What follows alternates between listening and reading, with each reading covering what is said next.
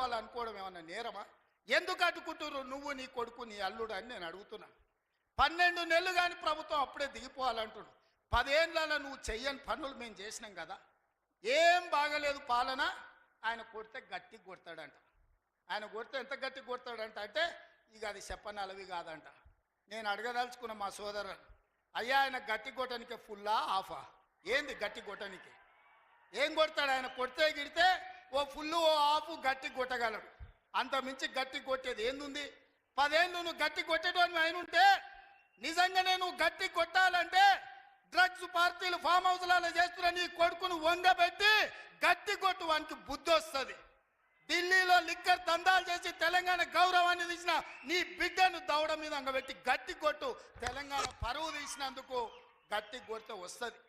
కాళేశ్వరం పేరు మీద 1,00,000 కోట్లు మింగిన నీ అల్లుని దౌడ మీద అంగబెట్టి కొట్టు గట్టిగా. అప్పుడు వానికి బుద్ధి వస్తుంది, సిగ్గు వస్తుంది. తెలంగాణను ముంచినందుకు గట్టి కొట్టేది ఉంటే నీ ఇంట్లో కొట్టు, వాళ్ళని దారిలో పెట్టు. కాంగ్రెస్ను గట్టి కొడతా అంటే మా కాంగ్రెస్ పార్టీ కార్యకర్తలు ఊరుకుంటారా? రా, ఎంత గట్టి కొడతావో చూద్దాం. పొంకణాల పోసిగానికంట 3 ఎట్లంట 36 దొడ్లంట. వెనకడికి పొంకణాలు చెప్పేటోడు. 10 ఏళ్ళు నువ్వే ఉన్నావు కదనే. 10 ఏళ్ళలో నిన్ను ఇవ్వడం చేయొద్దన్నాడా? ఇవాళ మేము 12 నెలల ఏమి చేయలేదు అంటున్నాడు. నేను అడుగుతున్న ఇక్కడికొచ్చిన మా ఆడబిడ్డల్ని, అక్క 500 రూపాయలకు సిలిండర్ వస్తలేదా? ఆర్టీసీ బస్సులో ఉచితంగా మీరు బస్సు ఎక్కుతారని టికెట్ అడుగుతురా? ఆయల్లా అమ్మగారింటికి పోవాలంటే ఇంటి ఆయన కిరాయి పైసలు అడగాలి. అమ్మవారి గుడికి పోవాలంటే పక్కింటోళ్ళు తోడు రావాలి.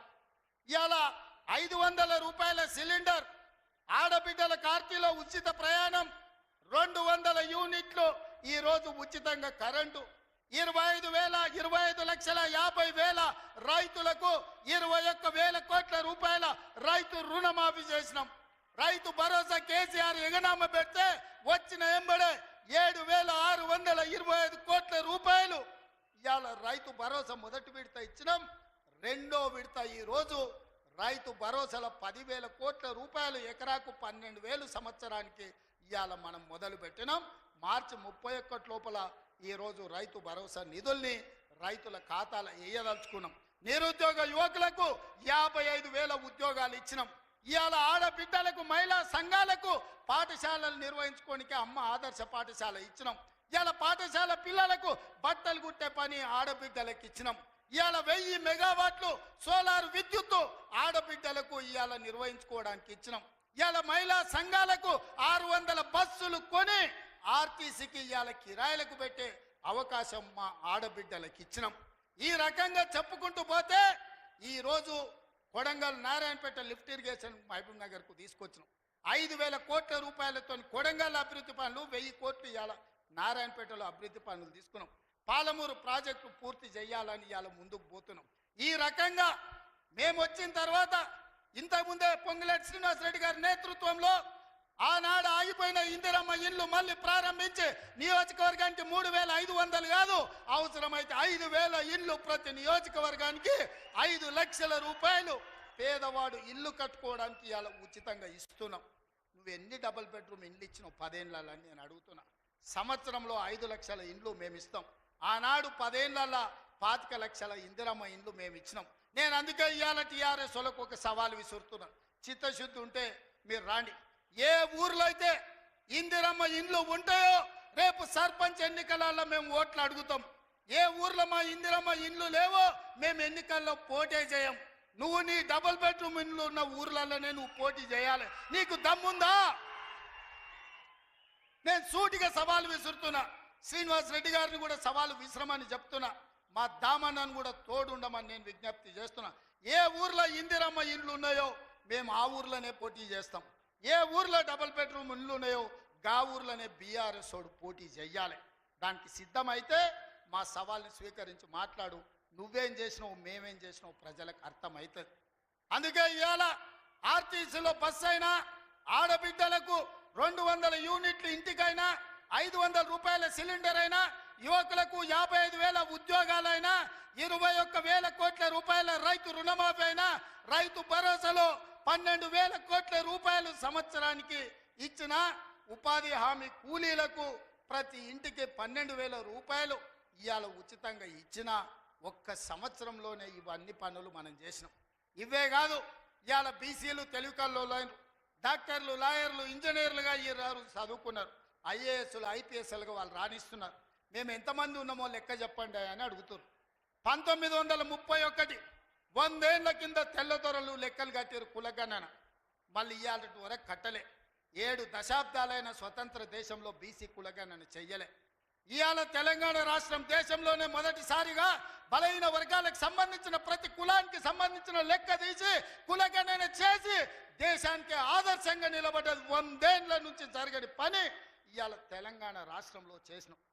మాదిగ ఉపకులాల వర్గీకరణ ఏండ్ల నుంచి కొట్లాడుతున్నారు. 30 ఏండ్ల నుంచి వందల మంది పిల్లలు చచ్చిపోయిన కొట్లాటలు.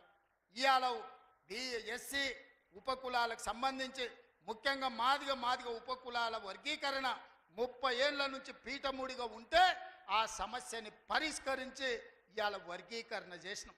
ఇవన్నీ ఒక్క సంవత్సరం మేము సాధించిన విజయాలు.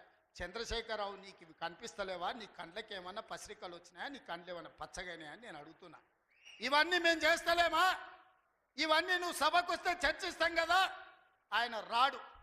ఇక ఆయన మోడీ ఉన్నాడు ఢిల్లీలో, ఈయన గల్లీలో ఈయన ఒక ఆయన ఉంటే ఆడొక ఆయన ఉన్నాడు. ఆయన మనుషులు ఈడ మోపారు. బండి సంజయ్ అంట, కిషన్ రెడ్డి అంట. ఏం చేసిరాయా మీరు ఏం చేసిరో సవాల్ అంటుండు. నేను సూటిగా సవాల్ ఇసరదలుచుకున్నా కిషన్ రెడ్డికి, బండి సంజయ్కి. 2014, 2019, 2023 నరేంద్ర మోడీ గారు ఇచ్చిన హామీలు, మొన్న 2023లో మేము ఇచ్చిన హామీల మీద మేము చర్చకు సిద్ధంగా ఉన్నాం. నేను మా దామన్న మేము ఇద్దరం వస్తాం. కిషన్ రెడ్డి గారు, బండి సంజయ్ మీరు ఇద్దరు రాండి. బీఆర్ఎస్ నుంచి వాళ్ళని కూడా తండ్రి కొడుకులు వస్తారో, మామ అల్లుడు వస్తాడో, బావ బామార్ది వస్తాడో, ఎవడో ఒకడు వాళ్ళని కూడా రాని. చర్చ పెడదాం, బజార్లో పెడదాం, అంబేద్కర్ చౌరస్తాలో పెడదాం. అంబేద్కర్ సాక్షిగా చర్చ చేద్దాం. 10 ఏళ్ళు కేసీఆర్ ముఖ్యమంత్రిగా, 12 ఏళ్ళు నరేంద్ర మోడీ ప్రధానమంత్రిగా, 12 నెలలు మన ప్రభుత్వం ఇందిరమ్మ ప్రభుత్వం చేసిన పనుల మీద చర్చ చేద్దాం. నరేంద్ర మోడీ ఇచ్చిన మాట, స్విస్ బ్యాంకులో లక్షల కోట్ల రూపాయలు నల్లధనం ఉంది, అవి తెచ్చి ప్రతి పేదవాడి ఖాతాలో 15 లక్షలు వేస్తా అన్నాడు. ఒక్క పేదోని ఖాతాలన్నా మోడీ 15 పైసలు వేసినాడే? వేసిండా? ఒక్క రూపాయి నల్లధనం తేలే. కానీ నల్లధనం ఉన్నోళ్ళు దేశం విడిచి పారిపోయినారు. నీరవ్ మోడీ, ఆయన చోక్సీ, విజయ్ మాల్యా ఇట్లా వందల మంది బ్యాంకులను ముంచి 16 లక్షల కోట్ల రూపాయలు బ్యాంకులకు ఎగదొప్పి పెట్టుబడిదారులు, మోడీ దోస్తులు దేశం విడిచి విదేశాలకు పారిపోయినారు తప్ప విదేశాలలో ఉన్న నల్లధనం ఒక్క పైసా కూడా మోడీ తెచ్చింది లేదు, పేదోడి ఖాతాలు వేసింది లేదు. రైతుల ఆదాయం 2 చేస్తా అన్నాడు. కానీ రైతు వ్యతిరేక నల్ల చట్టాలు తెస్తే 16 నెలలు ఢిల్లీ సరిహద్దుల్లో సైనికులాగా వేలాది మంది రైతులు దీక్ష చేసి నరేంద్ర మోడీ మెడలు వంచి జాతికి క్షమాపణ చెప్పి రైతు వ్యతిరేక నల్ల చట్టాలను మోడీ చేత ఉపసంహరింపజేసిండ్రు రైతులు. అదేవిధంగా 2022 లోపల ప్రతి పేదవాడికి ఇల్లు అందిస్తా అన్నాడు మోడీ. ఏ పేదోడికి ఇల్లు ఇచ్చినవో ఈరోజు అప్పక్పల్లికి రా, చూపిద్దురా మోడీ ఇచ్చిన ఇల్లు ఎక్కడుందో. నేను అడుగుతున్నా, నారాయణపేటకు రా, మోడీ ఇచ్చిన ఇల్లు ఎక్కడున్నాయో నువ్వు చూపిద్దురా. సంవత్సరానికి 2 కోట్ల ఉద్యోగాలు ఇస్తాన్నాడు. 12 ఏళ్ళు అయింది, 24 కోట్ల ఉద్యోగాలు రావాలి. ఆ లెక్కన ఒక తెలంగాణకే 1 కోటి ఉద్యోగాలు రావాలి. ఎవరికి వచ్చినాయో ఉద్యోగాలు? ఓ కిషన్ రెడ్డికి, ఓ బండి సంజయ్కి, 2 ఉద్యోగాలు వచ్చినాయి. తెలంగాణలో ఎవరైనా మోడీ ఉద్యోగం ఇచ్చిండా? ఎవరికి ఉద్యోగాలు ఇచ్చిండో మోడీ వచ్చి చూపియాలి లెక్క. నేను ఇచ్చిన 55,000 మందికి మొదటి సంవత్సరంలో ఉద్యోగాలు తలకాయ లెక్క పెడితే ఎల్బీ స్టేడియం రా, ఒక్కొక్కరిని లెక్క పెట్టి పేరు రాసుకొని ఏ ప్రభుత్వ ఉద్యోగం ఇచ్చినో లెక్కలు చెప్తా. మోడీ గారు, నీ బంట్లను పంపిస్తావో, నీ బంట్రోతులను పంపిస్తావో నువ్వు పంపించు, లెక్క పెట్టి చూపించే బాధ్యత నాది. మోడీ ఒక రకంగా మోసం చేస్తే ఇక్కడున్న కేసీఆర్ గారు ఇంకొక రకంగా ప్రజల్ని వంచిండు, మోసం చేసిండు, దోపిడీ చేసిండు. ఇవాళ అందుకే సూటిగా నేను సవాలు విసిరదలుచుకున్న బీజేపీ బీఆర్ఎస్ వాళ్ళకు. బీఆర్ఎస్ 23లో అధికారం పోయింది, 24 పార్లమెంట్లో డిపాజిట్లు పోయినాయి. ఇప్పుడు జరిగే ఎమ్మెల్సీ ఎన్నికల్లో పోటీకి అభ్యర్థులు దొరకలేదు. అదో దిక్కుమాలిన పార్టీ. ఆ దిక్కుమాలిన పార్టీ తండ్రో దిక్కు, కొడుకో దిక్కు, అల్లుడో దిక్కు, బిడ్డో దిక్కు కాకుల్లాక వాడి పొడుసాలను చూస్తున్నారు. ఈ కాకులకు సరైన జవాబు చెప్పాల్సింది కాంగ్రెస్ పార్టీ కార్యకర్తలే అని చెప్పి నేను ఈ సందర్భంగా తెలియజేయదలుచుకున్నా.